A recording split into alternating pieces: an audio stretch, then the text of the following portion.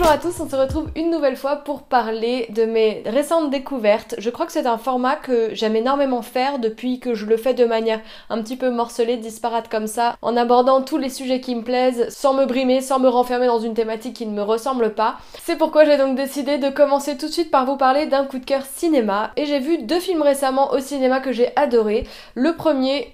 Alors celui-ci c'est vraiment l'énorme coup de cœur, c'est même un de mes coups de cœur 2019 quoi, je crois que c'est un de mes coups de cœur de l'année. Il s'agit du film Le portrait de la jeune fille en feu de Céline Sciamma. Alors Céline Sciamma c'est une réalisatrice que j'aime beaucoup, dont j'avais beaucoup aimé déjà les précédents films, notamment au niveau des thématiques qui étaient abordées. Adèle Haenel est une de mes actrices favorites, donc sur le papier, il y avait de fortes chances pour que ce soit absolument merveilleux. J'ai tellement aimé ce film. Il faut que je vous lise le résumé, puisque moi je suis une quiche pour faire des résumés clairs et concis. C'est un film qui prend place en 1770. Marianne est peintre et doit réaliser le portrait de mariage d'Héloïse, une jeune femme qui vient de quitter le couvent. Héloïse résiste à son destin d'épouse en refusant de poser. Marianne va devoir la peindre en secret. Introduite auprès d'elle en tant que dame de compagnie, elle la regarde. Et mon dieu, mais que ce film est beau. Donc déjà, mention spéciale pour Noémie Merlan, qui est donc la peintre dans le film et que je ne connaissais pas. Le film est quasiment à huis clos, parce que voilà, c'est un moment qui se passe dans une maison en bord de mer, donc les décors, c'est simplement la maison, l'extérieur au bord de la mer, voilà, donc il y a ce côté enfermement dans une même maison et liberté, comme ça, au bord de la mer avec du vent. J'ai adoré le découpage du film, la sensualité qui en émanait pendant tout le film sans rien montrer, c'était très axé sur les sentiments, sur les détails, sur les regards, sur les gestes,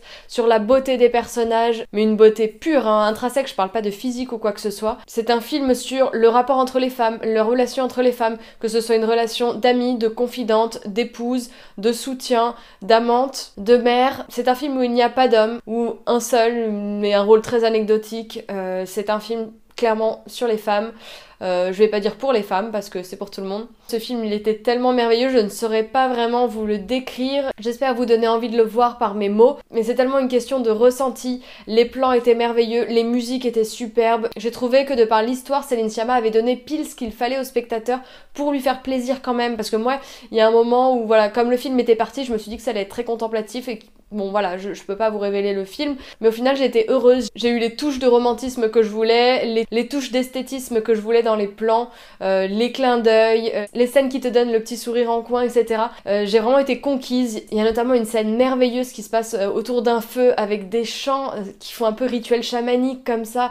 Il y a des plans un peu d'apparition aussi. Enfin, ça a rejoint énormément de sphères qui me parlaient et moi qui ne suis pas forcément très sensible. Enfin, je suis touchée par ces sujets-là, mais je ne suis pas à fond dans tout ce qui est spiritualité, etc.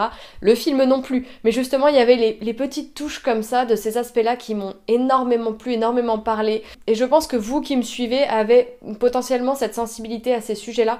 Et je pense que ça peut vous toucher. Voilà, c'était une merveilleuse histoire d'amis, une merveilleuse histoire d'amour, une merveilleuse histoire de confidence et de sororité.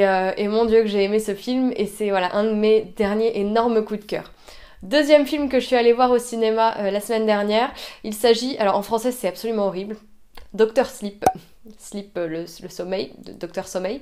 En français ça passe pas bien. C'est un film qu'on allait voir avec mon copain sans beaucoup d'espoir. On a écouté pendant de longs trajets aux États-Unis le livre audio Dr Sleep que moi j'avais téléchargé et que j'avais commencé à écouter. C'est un livre de Stephen King et il s'agit de la suite de Shining, pour ceux qui ont vu le film de Stanley Kubrick, Shining, ou mieux lu le livre de Stephen King. Donc c'est techniquement la suite de Shining puisqu'on retrouve Danny, le petit garçon de Shining qui est adulte et qui est joué là par Ewan McGregor et on le retrouve avec ses démons et son Shining, ces espèces de pouvoirs de médium.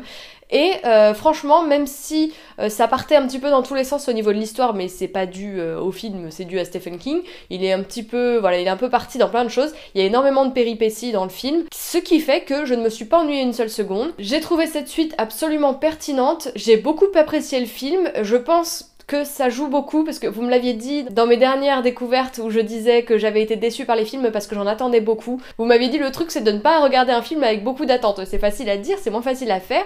Là il se trouve que je n'en avais pas d'attente et même je pensais que ça allait être un peu raté et au final c'était extrêmement réussi. Enfin moi j'ai passé un très bon moment pendant ce film, je vais vous lire le pitch si vous voulez en savoir plus. Suite de Shining dans laquelle Danny, devenue adulte, est encore traumatisée et souffre de problèmes d'alcoolisme et de gestion de la colère comme son père. Ses pouvoirs paranormaux refont surface lorsqu'il doit sauver une fillette. Donc voilà, on se doute qu'il y a une fillette qui va avoir le Shining et il va donc y avoir tout plein de nouveaux problèmes qui vont refaire surface. Et pareil, il y avait une dimension assez mystique à tout ça. Et le réalisateur qui est celui de The Hunting Hill House, qui est une série Netflix que j'avais adorée, qui était déjà dans un délire d'esprit, de fantômes, etc.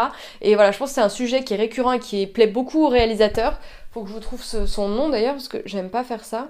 C'est Mike Flanagan qui avait aussi fait Ouija, les trucs comme ça. Moi je les ai pas vus, c'est un pro des films d'horreur et tout, mais moi voilà, j'en ai pas vu beaucoup. J'ai toujours peur de trouver ça un peu banal, et j'aime pas trop avoir peur au cinéma non plus.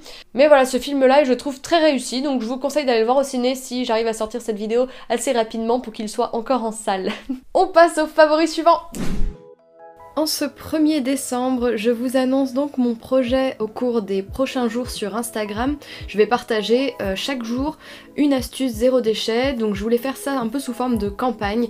J'ai donc travaillé sur des photomontages où je me suis mis en scène en tout petit pour montrer que même si le geste paraît tout petit, ensemble ça fera un grand changement. Et je voulais vraiment remettre au cœur de l'écologie ce souci du petit geste qui parfois semble un peu vain, mais si on s'y met tous, on peut clairement déjà limiter les produits polluants et ce sera toujours des déchets en moins. Je vous invite donc à me rejoindre sur Instagram pour faire le challenge avec moi et partager vous aussi chaque jour un petit geste que vous ferez. J'ai partagé des exemples dans ma story. Et pour initier ces mini défis du mois de décembre, je vous propose aujourd'hui de réaliser votre cake vaisselle grâce au kit zéro déchet du shop Les Petits Colibris qui a sponsorisé cette vidéo, sur lequel il propose donc des cosmétiques bio, etc.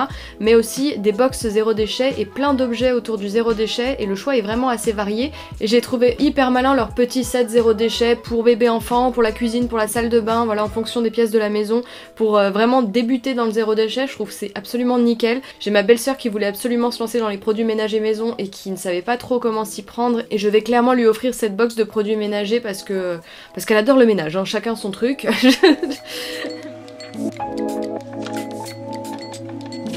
Et donc dans cette vidéo, à partir des produits de la box, je réalise un cake vaisselle. J'en fais depuis super longtemps, mais là ça faisait quelques mois que je pouvais plus en faire parce que je ne trouvais plus de tensioactifs. Et là j'en ai retrouvé grâce au shop des Petits Colibris. Franchement c'est hyper simple à faire, il y a juste à faire chauffer des ingrédients entre eux et à les mélanger au bain-marie et à faire reposer dans le pot de votre choix. Là j'avais fait en un peu trop petite quantité pour mon pot, la prochaine fois je vais doubler, mais je trouve que c'est une super alternative. Je sais pas si en ce 1er décembre ce sera un peu trop tard, mais en tout cas je trouve qu'ils avaient une super idée avec leur calendrier zéro déchet, avec tous les objets zéro déchet. Il est un petit peu cher à l'achat, c'est 165 €. C'est une économie de ouf et c'est un super geste pour la planète. Donc je suis ravie de pouvoir vous dire que si vous participez avec moi au projet, que vous partagez des gestes, faites-le avant tout pour semer des graines autour de vous. Mais je vais screener tous les participants qui partageront tous ces petits gestes et je ferai gagner ces 28 produits cosmétiques, zéro déchet, une gourde, un filet à l'un d'entre vous. Et si vous avez déjà ces objets-là, comme ça vous pourrez les offrir autour de vous à des gens qui ne sont pas très sensibles à l'écologie. Et ce sera, je pense, un super geste pour la planète. Donc je suis vraiment très heureuse de cette collaboration avec les Petits Colibris. J'espère que vous jouerez le jeu et que vous serez au rendez-vous au cours de ces 24 prochains jours. J'ai bossé comme une ouf pour faire mes petits montages, j'espère que ça va vous amuser autant que moi et que ça va vous plaire. Je compte sur vous et à très vite sur Instagram.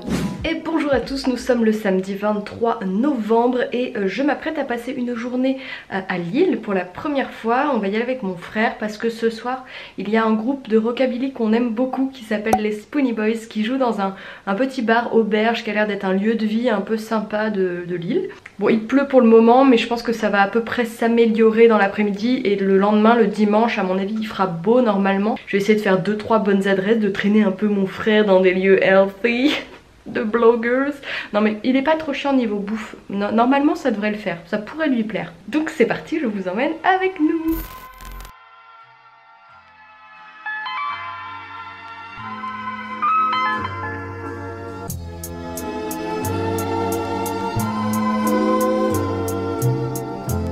peine arrivés à Lille, nous nous sommes jetés sur un restaurant. Non, en fait, c'est juste qu'il était 13h, donc il était temps de déjeuner quand même. Nous avons donc testé l'adresse le Annie's Kitchen, qui est rue Léon Gambetta, qui est dans le sud de Lille, donc était parfait pour arriver. La carte est hyper sympa, il y a des plats très réconfortants, style tartiflette, portobello ou soupe, c'était très cool parce qu'il faisait pas hyper chaud. On a pris tous les deux avec mon frère un portobello avec donc du seitan dedans, des graines germées, il y avait des frites de patates douces qui étaient trop bonnes. Et les desserts, mes amis, à côté de nous, il y avait des gens qui ont pris genre 5 desserts, mais je crois qu'ils ont juste mangé en dessert.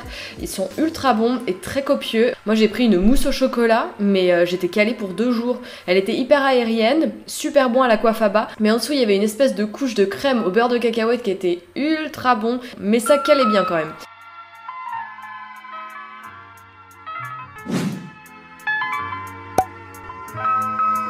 Juste en face du Annie's Kitchen, il y a une petite boutique d'alimentation végétale qui s'appelle Végétal et vous, qui appartient apparemment à la même famille que Annie's Kitchen, et ils proposent les produits assez classiques qu'on peut retrouver dans les épiceries végétaliennes. Donc il y a des fromages végétaux, après il y a plein de légumineuses, des produits un peu asiatiques, des pâtes à tartiner vegan, des crèmes style mayonnaise, et ce qui est cool c'est qu'il y a tout un rayon protéines de soja texturées mais qui sont vendus en vrac, et ça c'est pas mal parce que moi à chaque fois je les achète en sachet, donc c'est quand même un petit peu plus écologique.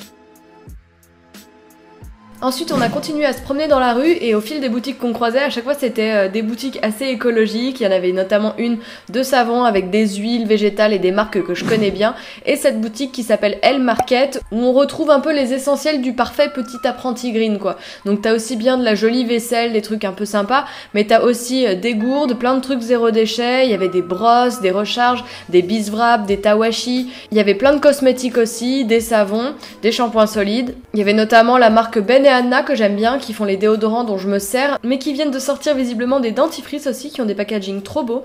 Il y avait un peu de déco, des bijoux et tout un coin mode vers le fond de la boutique, donc très complet. L'une d'entre vous qui habite à Lille me disait que les prix étaient un petit peu au-dessus, que c'était un petit peu cher quand même dans cette boutique, mais en tout cas c'est toujours une super alternative de pouvoir trouver ce genre de boutique comme ça dans une grande ville comme Lille.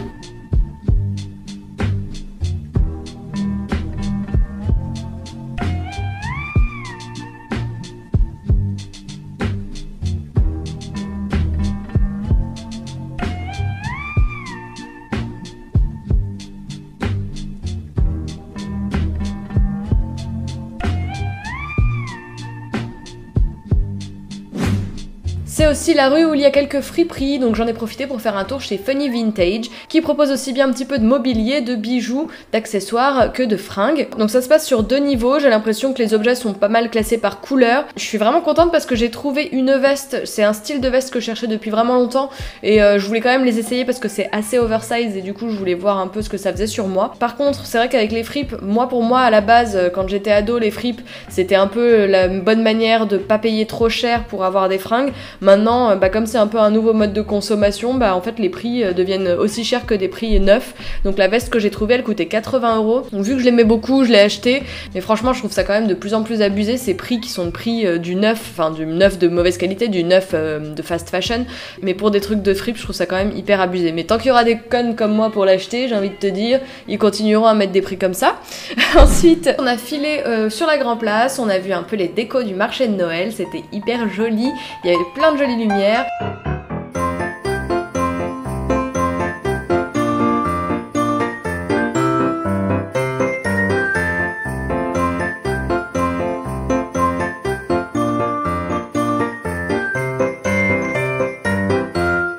Et sous le beffroi, j'ai eu un coup de cœur pour ce petit manège, l'Idéal Chenille, qui date de 1922 et qui est vraiment mignon comme tout.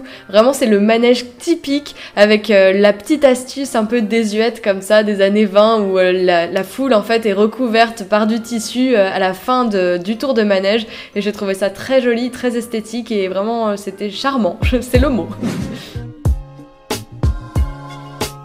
Pour le dîner, nous nous sommes arrêtés à La Clairière, un restaurant hyper sympa, très accueillant, avec 2 jolis gros chiens. Et tout est fait maison, le choix est varié, il y a des belles assiettes, des choses assez réconfortantes qui calent, mais aussi équilibrées. Donc encore une fois, mon frère a pris la même chose que moi, on a pris l'assiette qui mélangeait les 3 entrées, parce que moi j'aime bien goûter un petit peu tous les trucs. Il y avait un velouté de courge, un avocado toast et une petite salade de pommes, endives, betteraves qui était très bonne. C'est une adresse que je vous conseille fortement.